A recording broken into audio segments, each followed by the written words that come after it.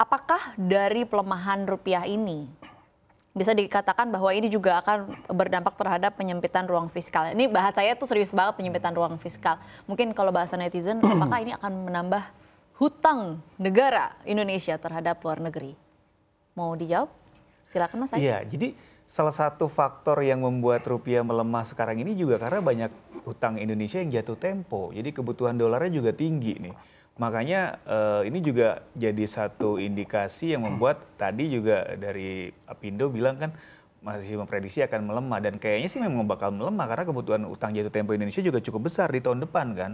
Dan itu harus dibayar dengan dolar gitu, yang terutama yang utang luar negeri gitu. Karena ini juga jadi indikasi membuat rupiah itu agak sulit nih untuk bergerak naik gitu. Kalaupun ini ruangnya ya sempit sekali gitu.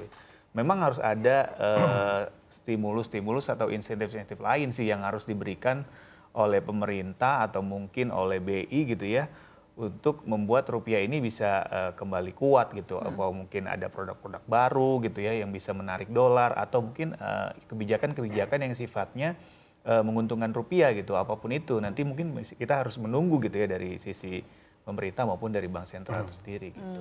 Oke, baik. Kita realistis aja deh. Ini kan semua sudah memprediksi bahwa dolar akan terus menguat, rupiah akan terus babak belur begitu ya dengan kondisi yang ada. Sebenarnya apa yang akan terjadi? Mungkin kita bicara dari kelas masyarakat, kelas menengah, jangan kelas menengah dulu deh, kelas bawah dulu. Kira-kira gimana nasibnya, Mas? Apakah memang kita harus berhati-hati? Apakah kita akan terancam krisis moneter atau seperti apa? Iya, kalau berhati-hati itu pasti ya gitu, karena bagaimanapun ini pasti akan berdampak ke setiap lini masyarakat gitu. Kalau kelas atas oke lah kita skip aja, kelas menengah, kelas bawah pasti terkena dampaknya. Tadi udah disampaikan untuk bahan pokok pasti terkena dampaknya. Untuk kelas menengah pasti untuk mereka yang hobi jalan-jalan, terus mengkonsumsi barang-barang impor itu pasti juga akan terkena dampaknya gitu. Nah di sisi lain yang perlu diperhatikan itu memang kita melihat instrumen yang untuk digunakan Bank Indonesia untuk melakukan stabilisasi rupiah gitu. Karena opsinya emang sekarang udah nggak banyak gitu.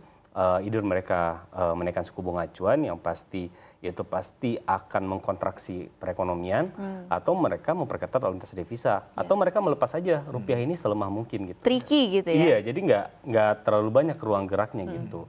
Nah, kalau dari pemerintah itu cukup banyak gitu kalau mereka mau mengupayakan supaya dolar rupiah ini kembali menguat misalnya dengan mengurangi impor BBM.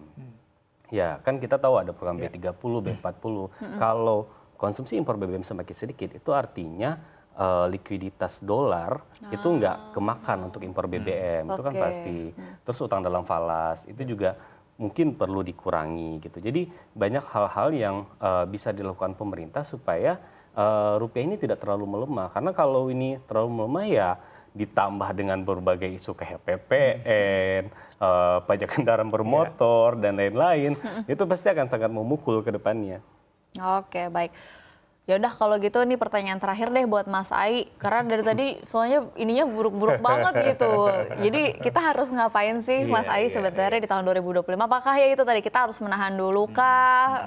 Kita harus mengurangi kebutuhan-kebutuhan itu tadi mungkin Bang Mike bilang jalan-jalan itu. Apalagi kita gaji kan belum tahu nih kemana nih ya kan? Apakah kita akan mendapatkan penyesuaian atau nggak? Maksudnya istilahnya kan kenaikannya juga tidak sebanding dengan apa yang menjadi tantangan-tantangan di tahun 2025. Kita sebagai masyarakat Indonesia harus ngapain sih? Yang pasti kalau beban keuangan makin berat gitu ya, yang pasti kita harus mengecangkan ikat pinggang lah, terutama untuk masyarakat kelas menengah bawah ini. Kita nggak boleh terlalu jor-joran gitu ya. Kita nggak boleh terlalu fokus ke laser gitu ya. Jadi memang benar-benar harus fokus ke operasional pokok dulu deh gitu ya. Kalau bisa perbanyak tabungan atau dana darurat dulu gitu ya, karena memang ketidakpastian ekonomi ini kita nggak tahu nih sampai kapan gitu ya. Dan yang pasti aja tahun depan katanya kan pajak naik, pajak kendaraan juga naik gitu ya. Pasti harga bahan-bahan pokok juga naik gitu. Dan apalagi kalau rupiahnya makin melemah, otomatis barang-barang yang sifatnya impor yang mempengaruhi langsung ke masyarakat juga pasti akan naik gitu ya.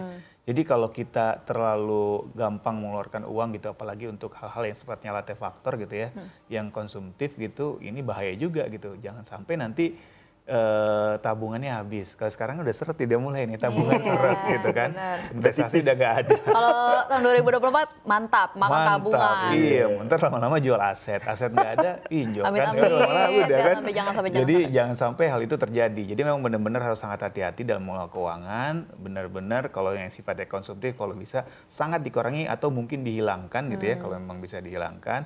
Dan harus mempertebal dana darurat dan juga mungkin proteksi ya, karena memang proteksi ini juga jadi suatu kebutuhan yang sangat tinggi gitu biayanya, seperti proteksi kesehatan gitu ya. Betul. Lalu juga Meskipun ada proteksi pendidikan kesehatan dan kemungkinan lain-lain. juga akan naik harga juga. Iya, pasti preminya juga pasti akan naik gitu, dan ini juga Aduh. menjadi suatu concern juga. Jadi itu yang harus dilakukan sih.